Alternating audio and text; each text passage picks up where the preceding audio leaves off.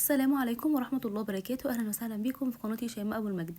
هنعمل النهارده اللانكشاير. عايزه اقول لكم ان ربع كيلو دقيق هيطلع معاكي 110 واحده من اللانكشاير. متخيلين الكميه؟ عايزه اقول لكم ان هو اقتصادي وموفر وحلو قوي.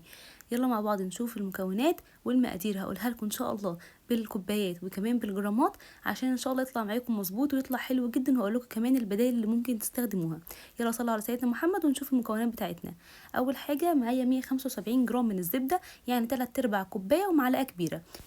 100 جرام من السكر البودر، يعني نص كوبايه بيضه وفانيليا. معايا ربع كيلو من الدقيق 250 جرام. معايا 50 جرام من النشا، يعني ربع كوبايه من النشا، ومعلقه صغيره من البيكنج باودر اللي هي 5 جرام. ان شاء الله هسيب لكم كل المقادير بالجرام والكوبايه في اول كومنت مثبت وكمان في الديسكريبشن بوكس.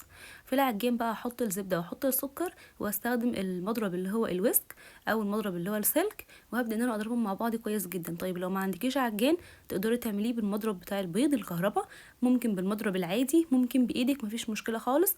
اهم حاجه ان القوام معاكي يوصل ان هو يبقى فلافي ويبقى ناعم وكمان لونه فاتح شويه وهش كده. هنا على البيضه حطيت نقطتين بس من الفانيليا عشان الطعم ما يبقاش قوي قوي. مجرد ما الخليط معانا لونه يفتح ويبقى بالشكل ده هنزل بالبيضه واسيبهم يمتزجوا مع بعض. على الدقيق حطيت رشه ملح وحطيت النشا والبيكنج باودر، وهبدا ان انا اقلبهم مع بعض، مفيش اسهل من كده. خلاص كل حاجه امتزجت مع بعضها بالشكل ده، هبدا ان انا انزل كل الزبده وكل السكر وكل الخليط اللي موجود في الويسك بالشكل ده، لان دي مقادير وعشان يطلع معانا مظبوط. وهنزل على طول بالدقيق والنشا والبيكنج باودر ورشه الملح، رشه بس بين صباعينك كده، يعني مش جرام ولا اي حاجه، رشه بين صباعينك بس كده. هبدا ان انا اديهم تقليبه بس كده بالسباتولا، وبعد كده هبدا بايدي والمهم كويس جدا لحد ما العجينه معانا تبقى بالشكل ده. طبعا العجينه بتلزق مش تقدري تشكليها وهي كده، فهدخلها التلاجة لمده 10 دقايق بس عشان اقدر ان انا اشكلها. انا بصراحه بحب ان انا استخدم الميزان عشان يبقى كله قد بعضه، وان انا الزقهم كده يبقوا الاتنين زي بعض بالظبط. فانا هنا بوزنها الكوره بس 6 جرام، مش اكتر من كده عشان تبقى صغيره وحلوه. بوزن الكوره 6 جرام بالشكل ده. ببدا ان انا اوزن كميه وبعد كده ببدا ان انا اشكلها، عشان ده بيسهل عليا اوزن شويه وبعدين اشكل شويه بالشكل ده. بكورها وبحطها، لا بضغطها ولا اي حاجه خالص، مفيش اسهل من كده. عايزه اقول لكم ان هو لذيذ وبيدوب كده دوبين، تحطيها في بوقك فعلا تدوب. بعد كده ادخلها الفرن، الرف اللي في النص مشغله من تحت بس على درجه حراره 160 او 150 لو الفرن بتاعك عالي، لحد ما ياخد معانا لون من تحت كده ويستوي هطلعه على طول، ما بنفتحش عليه الشوايه. نبدا ان احنا نشكله بقى. التشكيل سهل خالص.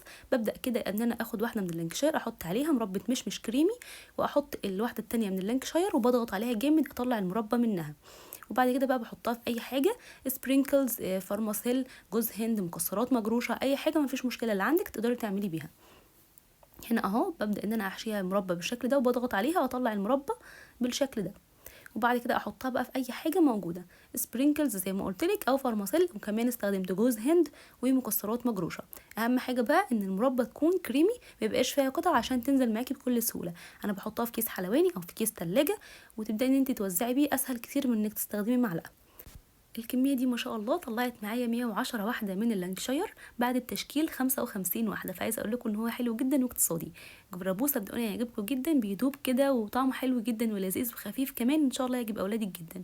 جربوه ان شاء الله يعجبكم. لو الفيديو عجبكم ما تنسوش اللايك والاشتراك في القناة وتفعلوا زر الجرس عشان يوصل لكم كل الفيديوهات الجديدة. شايفين بقى جماله لما قطمته كده؟ حاسه ان انا بقطم حرفيا فراغ وهوا. تحفة جدا ان شاء الله باذن الله، لو جربتوه هيعجبكم وهتعتمدوه. اشوفكم على خير، والسلام عليكم ورحمة الله وبركاته.